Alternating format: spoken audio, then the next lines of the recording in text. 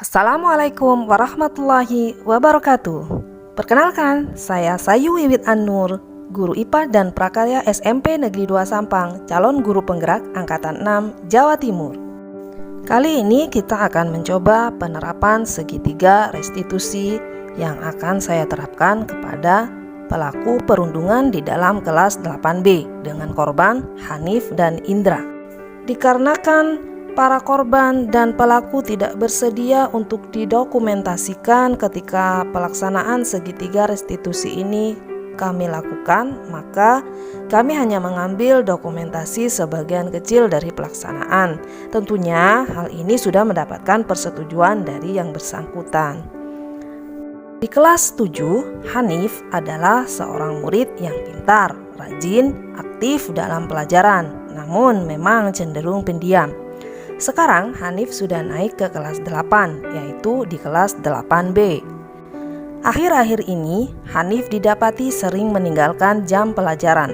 Setelah ditanya, alasannya ke kantin karena merasa lapar. Awalnya saya percaya begitu saja dan memakluminya. Hanya menasihatinya untuk segera kembali ke dalam kelas begitu selesai urusannya di kantin. Namun setelah beberapa kali meninggalkan tanpa kembali pada jam pelajaran IPA yang saya ampu di kelas Hanif, saya menjadi penasaran apa sebenarnya yang terjadi kepada Hanif. Untuk itu, saya memanggil Hanif ke depan kelas, menanyakan, "Hanif, apa sebenarnya yang menjadi pertimbangan Hanif kenapa Hanif sekarang sering meninggalkan jam pelajaran?" Hanif tidak bisa menjawabnya. Dia hanya tampak seperti ketakutan. Dari sorot matanya tampak dia sedang menyembunyikan sesuatu. Saya terus berusaha membujuk Hanif untuk menceritakannya. Namun Hanif seringkali melirik ke belakang. Dari situ saya memahami bahwa ketidaknyamanan yang Hanif alami berasal dari rekan-rekannya yang duduk di belakang Hanif saat ini. Untuk itu saya menyediakan waktu bagi Hanif setelah pulang sekolah. Akhirnya Hanif mengaku bahwa dia seringkali dibuat tidak nyaman oleh perlakuan teman-teman sekelasnya. Seringkali kepalanya ditutup dengan taplak meja, kemudian dijadikan bahan tabuhan teman laki-laki sekelasnya. Setelah saya tanya, ternyata ada 2 korbannya. Indra pun mengalami hal yang sama. Untuk itu kami memanggil Indra bersama Hanif untuk menceritakan kejadian yang sebenarnya. Saya menenangkan Hanif dengan berkata bahwa wajar yang dilakukan Hanif. Ketika kita merasa tidak nyaman di suatu tempat, maka wajar bagi kita untuk menghindarinya. Namun, jika tempat ini adalah suatu kelas, adakah cara lain yang bisa dilakukan Hanif untuk menghindari ketidaknyamanan ini? Hanif pun diam. Dan saya menuntunnya bahwa dengan menceritakan kejadian ini kepada guru merupakan langkah awal Hanif untuk memperbaiki, mengatasi rasa tidak nyaman ini. Jadi Hanif bisa tenang. Nanti ibu akan berusaha menyelesaikan masalahnya tanpa teman-teman merasa dendam kepada Hanif. Hanif pun merasa tenang dan saya sebagai guru berjanji akan menyelesaikan masalah ini sampai tuntas. Keesokan harinya saya mulai menelusuri. Orang yang disebut Hanif pertama kali adalah Rizky. Jadi pertama kali yang saya panggil adalah Rizky. Dari Rizky mulai terluncurlah siapa saja orang yang teman-teman yang berbuat hal yang sama. Jadi kami panggil semuanya, akhirnya seluruh rekan laki-laki satu kelas ternyata pernah melakukan hal tersebut terkecuali Indra dan Hanif. Jadi dalam hal ini Indra dan Hanif benar-benar korban penuh. Sementara yang lain pernah menjadi korban namun sekaligus sebagai pelaku. Karena semua merasa pernah menjadi korban dan sekaligus menjadi pelaku, maka mereka tidak menyadari bahwa apa yang mereka lakukan adalah sebuah perundungan. Ketika ditanya pertama kali, mereka merasa bingung, apa yang salah dengan kami? Kami tidak melakukan kesalahan. Setelah saya tuntun mereka, Seandainya kamu punya adik semua kan? Nah, lalu adikmu di SD kepalanya ditutupi dengan taplak meja dan dijadikan sebagai bahan tabuhan bagi teman-teman yang lain.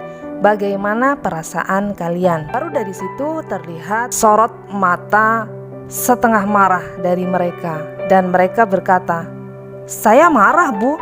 Masa adik saya digitukan?" Nah, itu maksud ibu.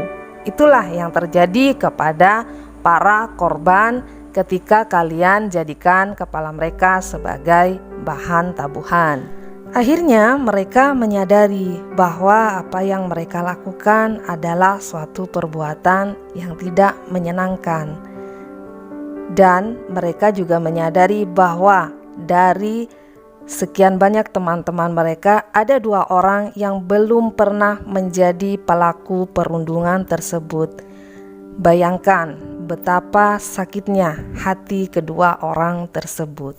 Dari situ saya mulai mencoba menerapkan segitiga restitusi. Ketika mereka mulai menyadari kesalahannya, saya masuk. Sekarang ibu tanya, sebenarnya apa yang terjadi? Kenapa kalian bisa melakukan hal seperti itu? Kebanyakan dari mereka menjawab, kami bersenang-senang, Bu. Itu kan hanya bercanda. Karena kami bosan, karena ada jam kosong, jadi kami melakukan hal tersebut. Oke, kalian sedang bersenang-senang untuk mengatasi rasa bosan. Ibu pun juga pasti akan seperti itu. Ketika merasa bosan, maka akan mencari suatu hal yang menyenangkan. Tapi, benarkah cara bersenang-senang yang kalian lakukan ini? Mereka menjawab, "Ya Bu, kami sadar bahwa yang kami lakukan ternyata menyakiti teman kami. Karena kami saling melakukan, kami tidak menyadari itu. Sekarang ibu sudah mengingatkan kami sadar. Kami mohon maaf, Bu." Kalau begitu, kira-kira prinsip atau keyakinan apa yang kalian miliki, dan saat ini dengan perbuatan ini merasa kalian melanggar keyakinan atau prinsip tersebut? Rizky dan Andika menjawab, "Ya Bu, kami mungkin sudah tidak menghargai orang lain dengan berbuat seperti ini."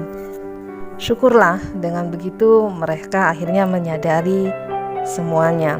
Dan saya mulai bertanya, kira-kira apa yang akan kalian lakukan untuk mengatasi rasa sakit hati Hanif, Indra, dan teman-teman lainnya yang telah kalian perlakukan seperti itu? Bagaimana sekarang kalian akan mengatasi rasa tidak nyaman Hanif untuk berada di dalam kelas ini? Sementara sekarang kita tahu Hanif sudah 2 hari ini tidak masuk sekolah.